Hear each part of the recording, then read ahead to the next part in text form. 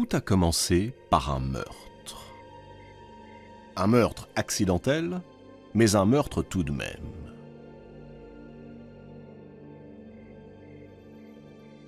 Le soleil décline à l'horizon. Hipponoüs tend son arc. Aucun doute possible. Il ne peut s'agir que du cerf qu'il pourchasse avec son frère, Belléros, depuis maintenant 2 jours. Hipponoüs retient son souffle. La flèche part. Aussitôt, un cri déchire le ciel. Mais ce n'est pas celui d'un animal. Un cri humain. À quelques pas d'Hipponoüs, une silhouette s'écroule, face contre terre. Ce n'est pas le cerf, c'est un homme. Hipponoüs se penche sur la dépouille et il reconnaît celle de son frère, Belléros. Une expression horrifiée se dessine sur ses traits. Il est perdu. Car celui qui tue son frère sera non seulement condamné par les hommes, mais aussi maudit par les dieux. Désormais, on ne l'appellera plus Hipponoüs, mais Bellérophon, ce qui veut dire l'assassin de Belléros. Après avoir enterré son frère, Bellérophon se couche sur la tombe et fixe le sol. Comment pourra-t-il obtenir le pardon des dieux? D'autant que là-haut, sur l'Olympe, certains ne manqueront pas de rappeler que ce crime devait tôt ou tard arriver. Qui est Bellérophon, sinon le petit-fils d'un mortel, l'un des plus grands criminels de tous les temps, Sisyphe. Sisyphe le roublard, Sisyphe le menteur. Pour le punir de ses mauvais tours et de ses mensonges, Zeus l'a condamné à pousser un énorme rocher jusqu'au sommet d'une colline d'où il retombe sans cesse. Bellérophon rêvait d'aventure. Il rêvait de devenir l'égal des plus grands héros. Maintenant, tout est fini.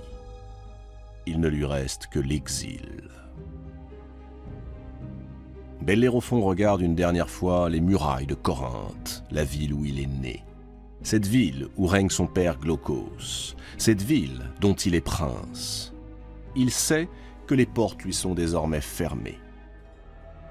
La coutume exige en effet que tout meurtrier soit banni de sa cité, condamné à errer jusqu'à ce qu'une autre cité accepte de le recueillir et qu'un roi le purifie en lui offrant l'hospitalité. Alors Bellérophon songe à Proétos. Proétos est le roi de Tyrinthe, dans le golfe d'Argos. Proétos aura peut-être la générosité de l'accueillir. Il a la réputation d'avoir du cœur, d'être un bon roi. Bellérophon se met en route.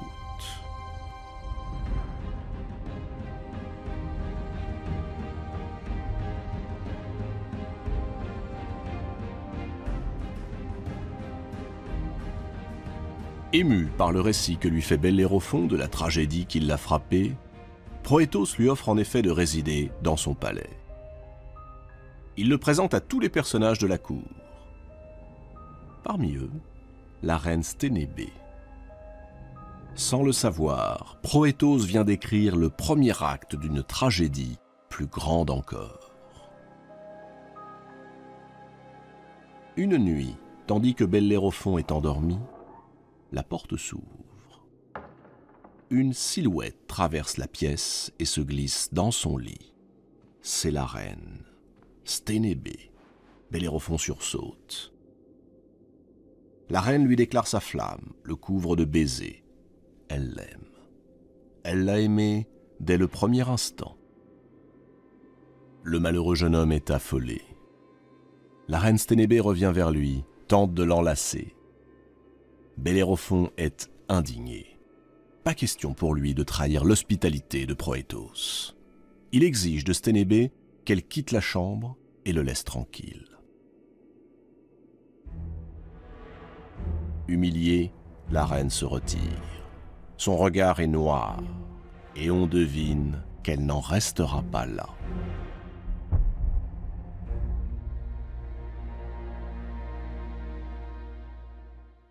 Le lendemain, la reine Sténébé accuse publiquement Bellérophon d'avoir voulu la violer.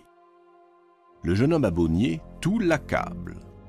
Le roi Proétos se sent pris dans un de ces dilemmes abominables qui vous ruinent et vous égarent.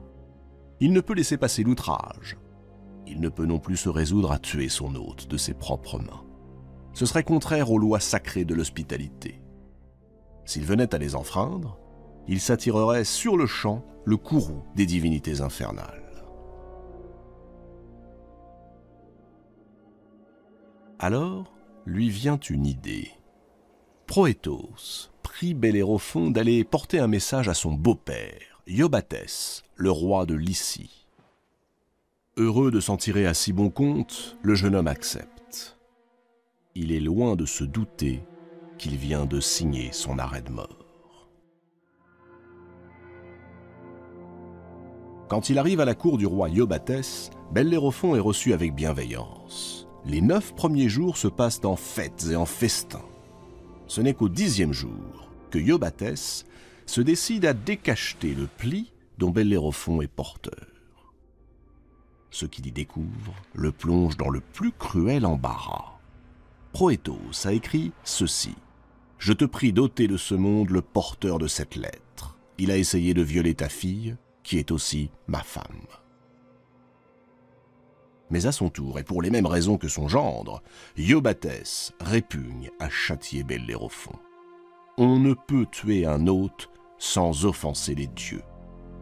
Il faut pourtant qu'il trouve une solution. Alors, il propose à Bellérophon une mission. Tuer un monstre redoutable qui depuis des années infeste son royaume. Un monstre né des amours des démons les plus cruels des enfers. Une créature malfaisante, dotée de 3 têtes. Une tête de lion, au regard avide. Une tête de bouc qui crache des flammes. Et une tête de dragon, au souffle de feu. On l'appelle la chimère. Bellérophon accepte. Il n'est pas conscient du danger. Il voit là l'occasion de prouver sa valeur. Il attend ce moment depuis si longtemps. Depuis son plus jeune âge, il rêve de devenir un héros. Entrer dans l'histoire, être chanté dans les légendes, devenir l'égal de son modèle, Persée, ce demi-dieu né des amours de Zeus et qui avait gagné la gloire en tranchant la tête de l'affreuse Gorgone, Méduse. Il lui faut trouver le moyen d'attaquer la chimère sans être dévoré par les flammes. S'il tente de l'approcher par derrière, il sera à coup sûr balayé par sa queue gigantesque. Bellérophon décide de consulter un devin. Ce dernier lui déclare qu'il ne pourra vaincre le monstre que par les airs. Et pour y parvenir, une seule solution. Capturer et dompter Pégase, le fabuleux cheval ailé, le cheval blanc aimé des muses et réputé indomptable. Pégase. Enfin, Bellérophon va marcher pour de bon sur les brisées de ses héros, les valeureux Persée, Jason, Orphée, Héraclès. La rumeur, poursuit le devin, laisse entendre que Pégase vivrait avec les muses sur le mont Hélicon. Bellérophon fouille la région de fond en comble et ne trouve aucune trace du cheval. Il parcourt les routes et les forêts. Toujours rien.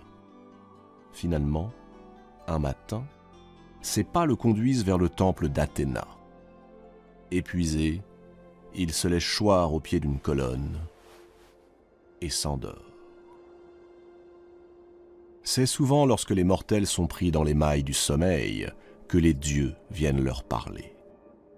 Là, c'est Athéna, déesse de la sagesse, qui s'adresse au jeune homme. Et voilà ce qu'elle lui dit. « Je dépose à tes pieds un présent. Il te permettra de dompter le divin Pégase. Après ta victoire, remercie Poséidon, père de Pégase, en bâtissant un temple en son honneur. » Et la déesse ajoute « Tu trouveras le cheval ailé à la fontaine de Pyrène. Il aime s'y abreuver. » Lorsque Bellérophon se réveille, le présent est effectivement là, posé près de lui. Il le soulève, c'est une bride en or.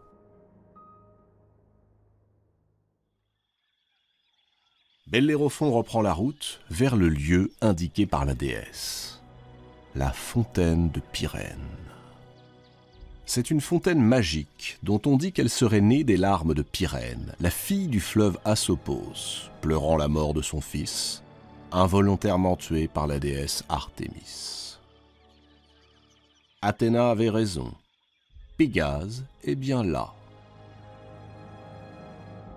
Le sublime cheval, à la blancheur immaculée, semble l'attendre paisiblement.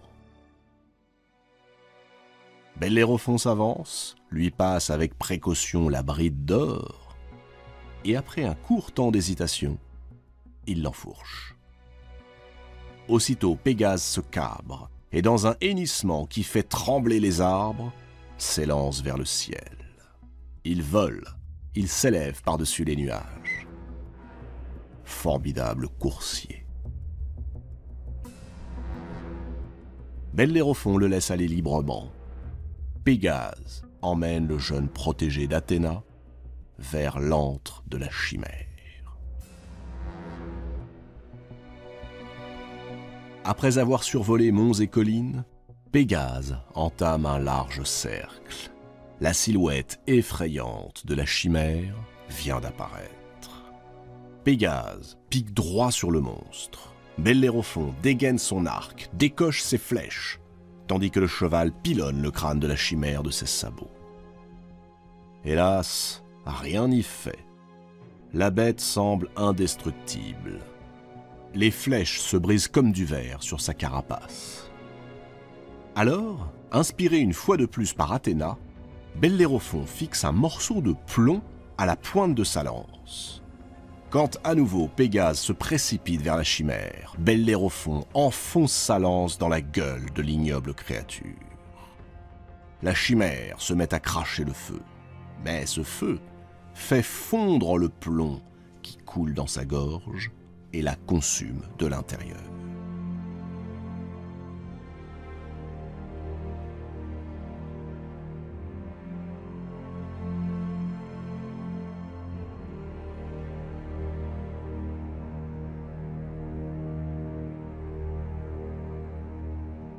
Le combat est fini. Bellérophon peut rentrer victorieux au palais de Iobatès. Le jeune homme est fêté par la foule comme un libérateur.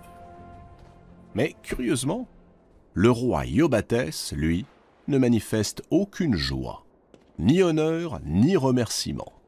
Il semble même contrarié. Et pour cause. Il faut que Bellérophon paye l'outrage fait à son gendre et à sa fille. Bellérophon est donc prié d'aller combattre de féroces guerriers, les Solimes, un peuple connu pour sa cruauté et sa sauvagerie. Le jeune homme repart. Plus rien ne semble lui faire peur depuis qu'il a réussi l'impensable, tuer la chimère.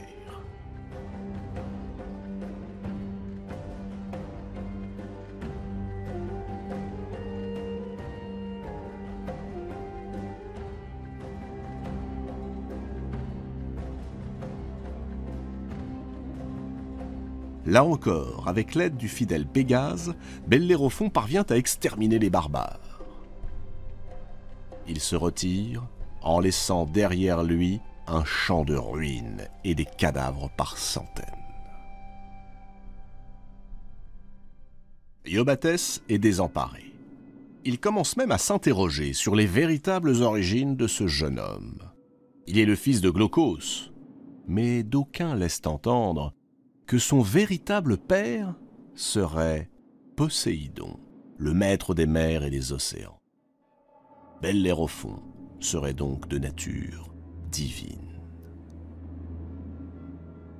Qu'importe, il doit mourir. À peine Bellérophon est-il de retour au palais que Iobatès l'envoie combattre le peuple des Amazones.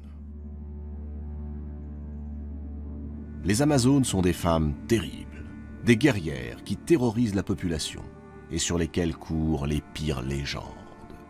On raconte que, descendantes d'Arès, le dieu de la guerre, et de la nymphe Harmonie, les Amazones tuent leurs enfants mâles dès leur naissance, ou les rendent aveugles ou boiteux, pour ensuite les utiliser comme serviteurs.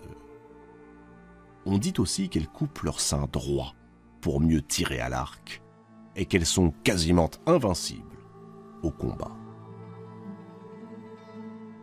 Tout cela n'effraie en rien Bellérophon. Chevauchant l'altier Pégase, il ne fait qu'une bouchée de ses guerrières.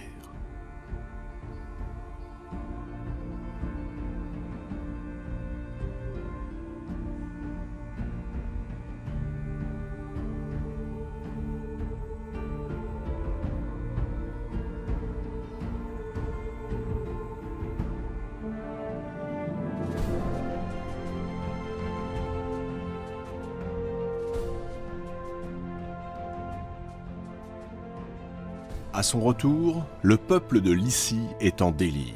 Des louanges fusent de toutes les lèvres. Seul Iobatès conserve un visage sombre. Non seulement le roi n'exprime aucun remerciement, mais il lui envoie cette fois-ci ses meilleurs soldats avec ordre de l'arrêter et de l'éliminer. C'en est trop. Bellérophon tue les soldats du roi et se précipite chez Iobatès avec la ferme intention de lui réclamer une explication.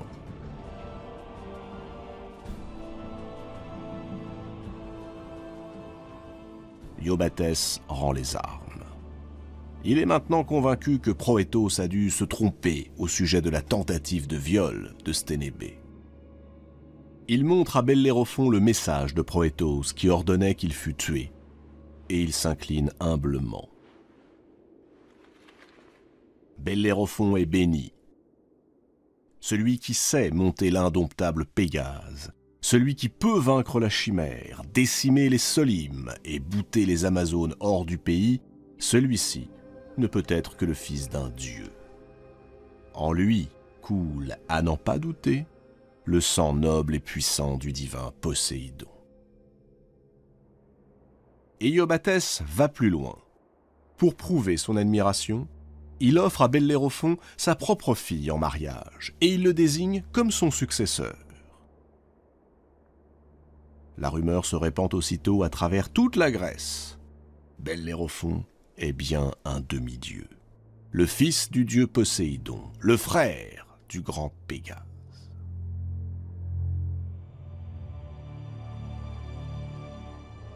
Bellérophon accueille cette dévotion avec satisfaction, et aussi avec une certaine morgue. Son ambition se trouve enfin rassasiée, son orgueil comblé. Mais il faut néanmoins que Sténébé, la perfide qui l'a injustement accusé de viol, soit châtiée. Et c'est Pégase qui va s'en charger. Pégase s'envole pour Tirynthe, où la reine, apprenant l'échec de sa machination, a décidé de s'enfuir. À la nuit tombée, elle quitte le palais. C'est à ce moment qu'arrive Pégase. Il propose à Sténébé de la prendre sur son dos. Sténébé accepte. Pégase l'entraîne alors vers la mer. Mais une fois au-dessus des flots, il se cabre violemment. La reine, affolée, tente de s'accrocher à sa crinière. Pégase rue, hennit, se cabre à nouveau. Et cette fois-ci, Sténébé bascule, irrémédiablement.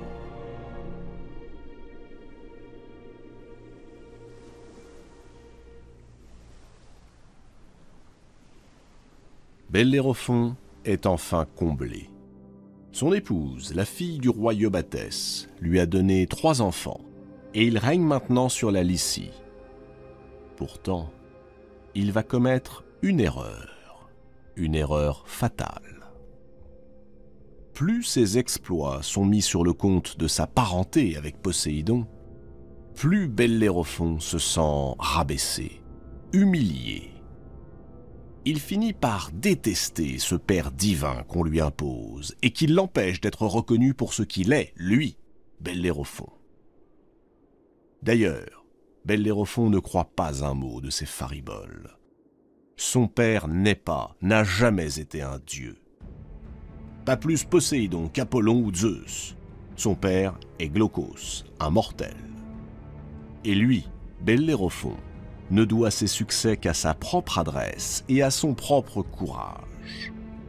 Afin que tout le monde le sache, le voilà qui se met à proclamer haut et fort que les dieux ne s'occupent pas des affaires des hommes, que tout cela n'est que vaine superstition. Les dieux ne sont pour rien dans sa glorieuse destinée. Lui, Bellérophon, fils d'un mortel, est aussi fort et aussi brave que les dieux.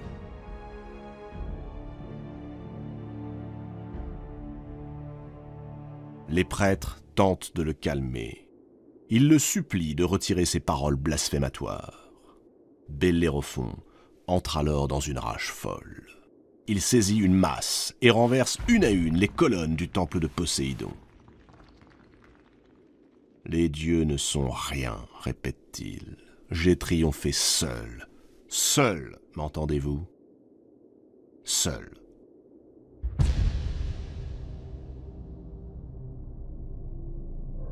Dans sa fureur, Bellérophon conçoit un nouveau projet. Un projet fou entre tous. Puisqu'on l'honore comme un dieu, alors sa place est parmi les dieux, sur l'Olympe, avec les immortels. Il enfourche Pégase et s'élève dans les airs, en direction de l'Olympe. Ce sera son dernier voyage. Car les dieux aiment bien les héros, mais à condition qu'ils acceptent de ne pas franchir les limites imposées aux humains.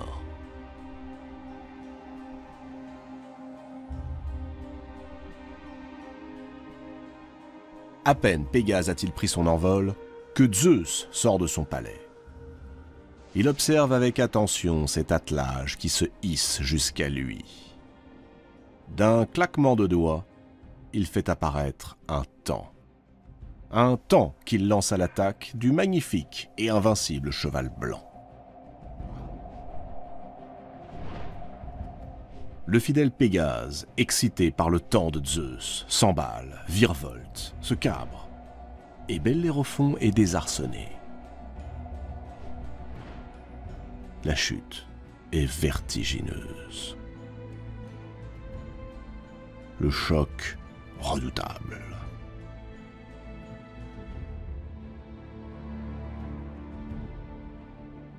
Bellérophon s'écrase au beau milieu d'un buisson d'épines qui lui arrache les yeux. On le croit mort, mais il ne l'est pas. Zeus ne l'a pas voulu.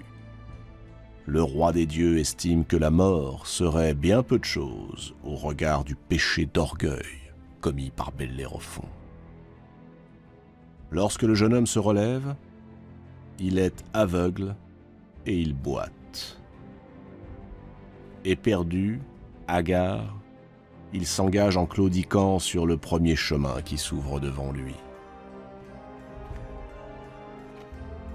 Nul ne sait où Bellérophon s'est rendu, ni comment il a fini ses jours. On l'oublia.